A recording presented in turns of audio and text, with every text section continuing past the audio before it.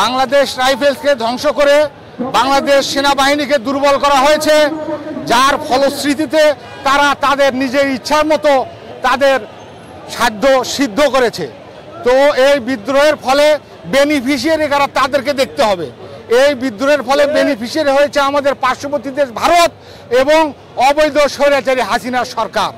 এই বিদ্রোহের নাম দিয়ে তারা বাংলাদেশ সেনাবাহিনীকে দুর্বল করেছে, তাদেরকে নানাভাবে হেনস্থা করেছে, সেনাবাহিনীর অনেক অফিসারকে চাকরিচ্যুত করা হয়েছে এবং যার ফলশ্রুতিতে কোনো প্রতিবাদ হয়নি এবং তারা স্বাধীনভাবে তাদের অন্যায় কার্যক্রম চালিয়েছে এবং ভারত তাদের নিজের স্বার্থ সিদ্ধ করেছে।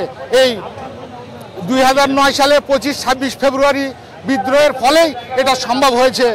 বাংলাদেশ রাইফেলস তার ইতিহাস ঐতিহ্যকে মিথ্যা অপবাদ এবং অন্যায়ভাবে যে সমস্ত নিরপরাধ নিরীহ সৈনিকদেরকে বন্দী করা হয়েছে তাদেরকে মুক্ত করার জন্য এবং বাংলাদেশ রাইফেলসের মতো একটা ঐতিহ্যবাহী সংগঠন 230 বছরের উপরে যাদের ইতিহাস, সেই ইতিহাস ঐতিহ্যের সংবলিত এই বাংলাদেশ রাইফেলসকে পুনঃপ্রতিষ্ঠা করতে হবে এবং পূর্বের পোশাককে পুনর্বহাল করতে হবে।